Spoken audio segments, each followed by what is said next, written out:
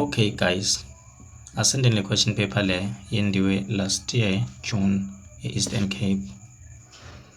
So 6.1 uthi if cos 26 alingana nalokhu bafuna ukuthi siphendule lama question alandzelako in terms of P.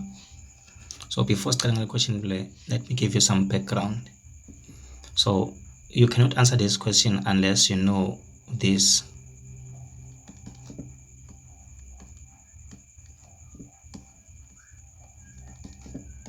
Lokho kubaluleke kakhulu.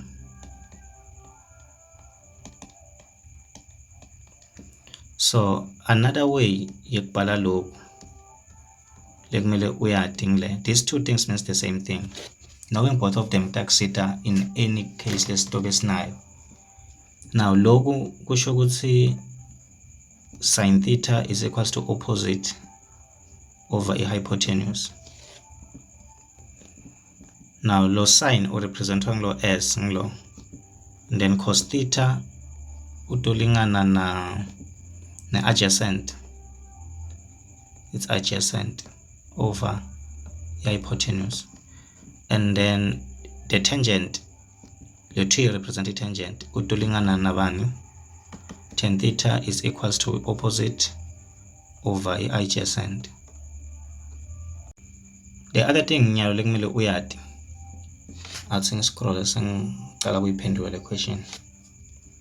Now lo lokunye lekumele ukwati ukuthi before answer le question lena kufuna udraw a diagram. Ngaphandle kwe diagram ngeke uzuyiphendula. So a diagram will always be like this.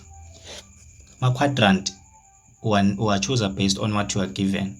So I've told you ukuthi cos ulingana na x over a hypotenuse. Your x is positive 1. Your hypotenuse will always be positive. So I can choose this quadrant. If my x was negative 1, but negative by this side, so I was going to choose either this quadrant or this quadrant. Okay. Now theta dedicated side, I would like to choose this one as my theta. This is my 90 degrees. So what you do is that your angle we faka lapha 26. Now le angle le 64. Ngamthola njani ukuthi 64 lo ya? Uthi 180 is equals to 26 plus 90 plus x. Why is equal to 180? It's because ema angle a triangle add up to 180. So this is my first angle, my second angle. This is the angle I'm looking for, which is the one that you're in 64. When you solve for x, you'll find good x on 64 lapha. Okay. Now using this good thing to say x1 from here to there kulingana na 1. It's because it's given here. My p ulingana na hypotenuse by definition of this. Okay. Now kufuna ngithole y. Kuze ukuthi uthole side lakho la y, utosebenzisa le equation le ye theorem of Pythagoras. So x wakho and then y wami lo ngifuna yena.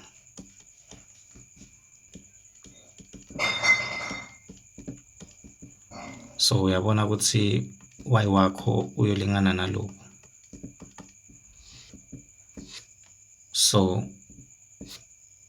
singathi ngilokho nokubhala kahle. Lokho uyolingana na p squared minus 1.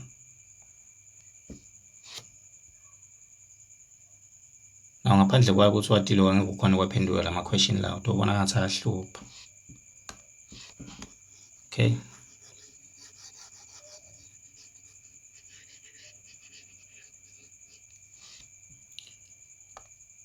Asiphendule 6.1. So ucabanga ukuthi sin 26 ulingana na bani? Remember sin ulingana na y over h, or mangafuna ukusho njalo udothi ulingana ne opposite over a hypotenuse. You're still gonna get the same thing. So i value yami yaka y laphana ngile and then a hypotenuse among P. And then just by doing this, uthola i3 marks yakho. So 6.1.2 cos 52. Now, on our diagram, as na 52, you can see it's 26 la, 64. Kuze kuthi uthole i22 yakho. Sorry, kuze kuthi uthole kuthi i52 yakho udoyenda njani. You try to manipulate this number. If uthi 90 minus 52, the answer that you get here is not 26 and it's definitely not 64. So uzama lenye plan kuze ukuthi uze ugcine uthole 26. If ngidivide 52 nga2 ngiyamthola 26. Lokusho ukuthi cos 2 times 26 is the same as cos 52.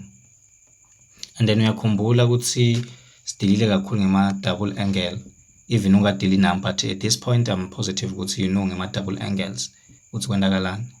Okay, so this is a double angle. So start to the double angle yet. All right.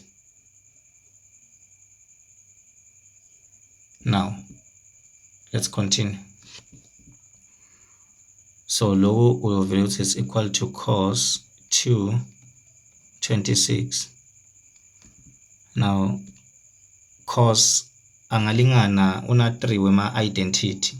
You can choose any of the 3 identities lower tiko ukuthi equate wona ukuthi it's equal to cos. So I will choose this one. 2 cos squared and then theta. My theta is the angle now without the 2. Okay, so it's going to be 26 and then minus 1. Now already cos 26 negative la which is equal to this. So I will take it from there. It's 1 over P. The squared is this one. Then let's see, we get involenge. Then go gonge utothola 2. So ngaloku uthatha i3 marks yakho. So can I scroll?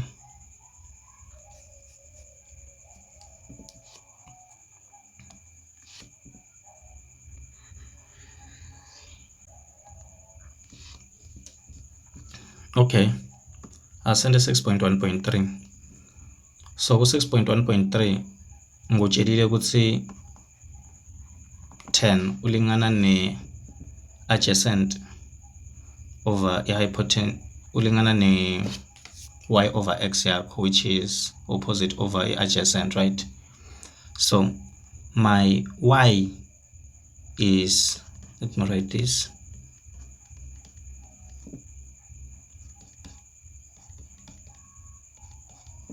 So now I'll be using this one. Now I have to look at my opposite. This is equal to opposite over adjacent. So my opposite side is going to be this one, and that side is represented in a 1. So uma ngibhala lokhu ngiyoba na 1 over, and then my adjacent is the other side lilithasha le angle except the hypotenuse. You cannot choose this one as your adjacent because this is the longest side. It's already defined as your hypotenuse.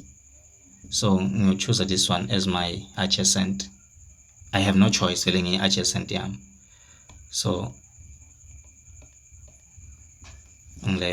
and then it's a squared. Lo squaring lo guys. Lo.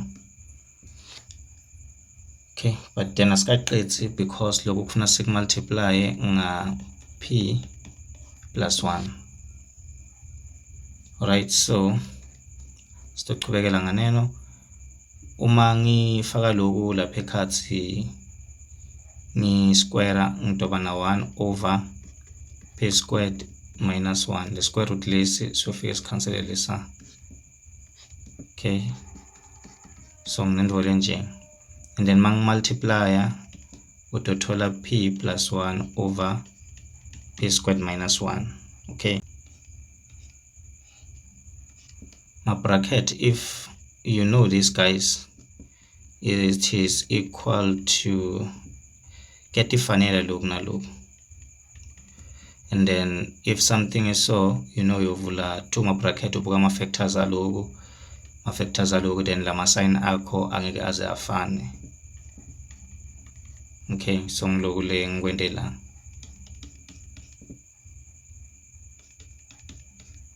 And then you can see ukuthi loku nalokwana kuyabulalana. So yosala nani wena?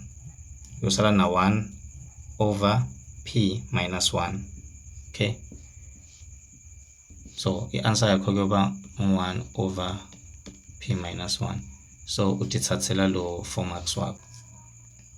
So ku 6.2 uniketiwe lokhu kuthi ukusimplify.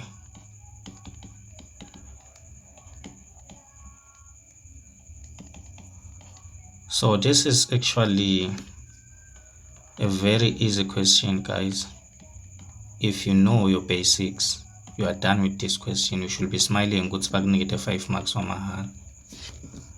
Okay, so if the angle is negative, you just take the negative out, right? And then here you go to your quadrants. 360 minus is quadrant number 4. Okay, and go quadrant number 4, you know what this sign is negative here, right? So instead of me having a plus, I will have a negative there. Have a negative sign beta. Sangrabe logo.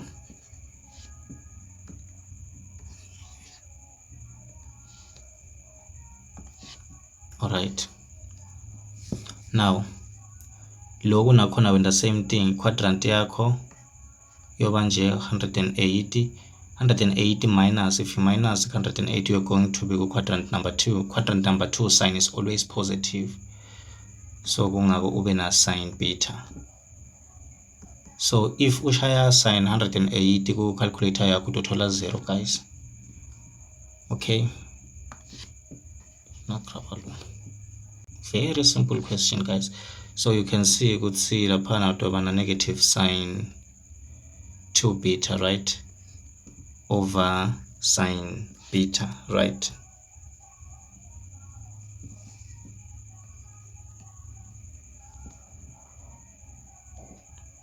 So we are born, I would see, because log na log cancelana. So when I answer negative 2. Okay, 6.3. So bakuniketile lapha theta ukuthi 82. Bathona bafuna ukuthi ubatshele ukuthi p ilingana nabani.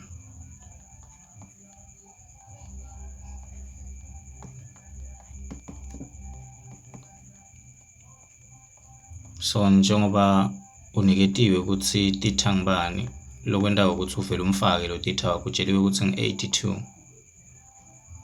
Okay.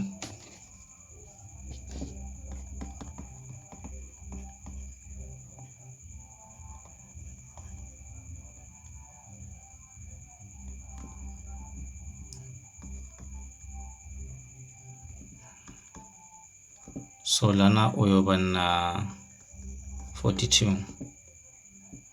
So 82 times 2 kuyokuniketa bani? Kuyokuniketa 162.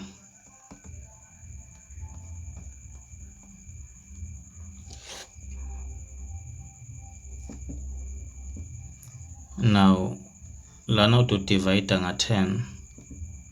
42 both sides.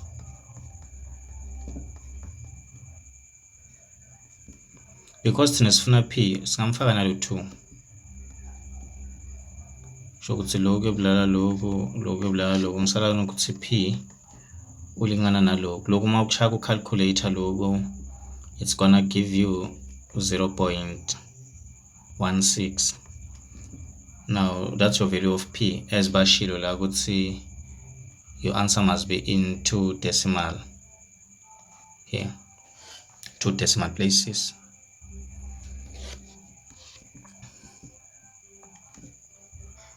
So 6.4 cabanga ukuthi ngamenda kanjani 6.4.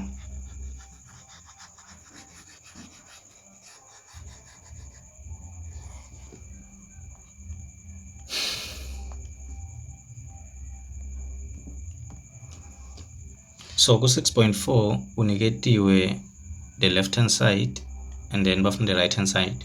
Let's deal with the left hand. Okay, so if you look at this, you can see kune common factor la 4 ukhona here nala, so ngamthatha ngibeke ngaphandle sin theta ukhona, and then kuphindze kube na cos theta lokho kukhona yonke lendzawo. So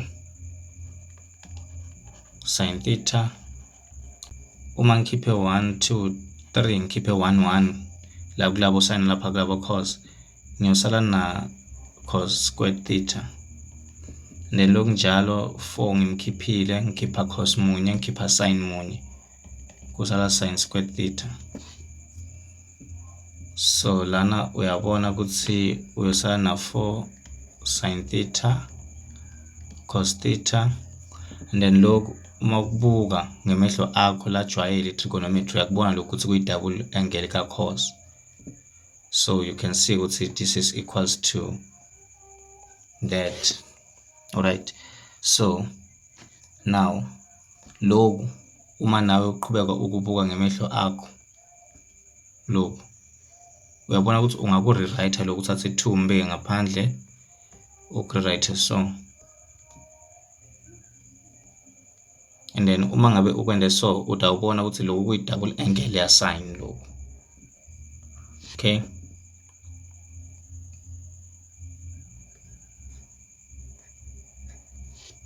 sende njalo. So utoba na 2 then laphana esikhundleni sa, okay, atsingubhala.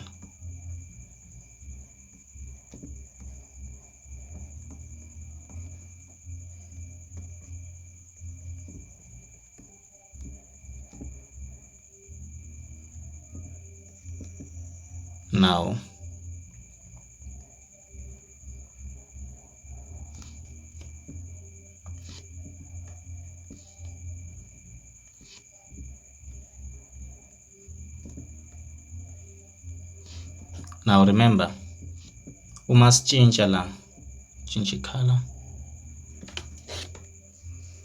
Uma sisuka la theta wethu bekangu-1 la, but uma sesikutshintsha sikuletha on this form kuba i-double angle ethu singete 2 lapha. Now uqabanga ukuthi sitowenda njani nyalo, because I can still see ukuthi if ngithatha u2 lo ngimbeka la ngiba na something lefanayo nale benginayo ekuqaleni. Le bengina 2 le ama-angle lawa lamabili ayafana, so lokhu kusho ukuthi la ngikhuphula le angle ngisala nginivole so, lokusho ukuthi i-left hand side yakhe lingana ne-right hand side yakho. So you can say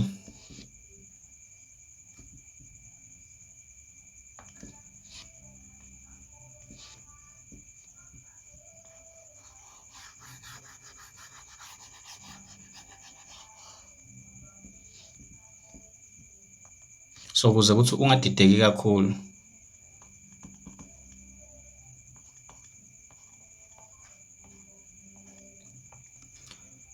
now uma ngabe la whatever lo uyifaka la, uma ngabe so uya ku sign of this ufaka 2, uthatha lokhu lokuthole la and then ufaka 2 lapha. So in our case here lesiyoba nako, so bana sin 2 times 2 it's 4 theta, then this is your answer. Okay guys, this is the end of this question. Ina 24 marks, that is 24 marks ufake laphana. And then on my side, I'm done with this video. Please don't forget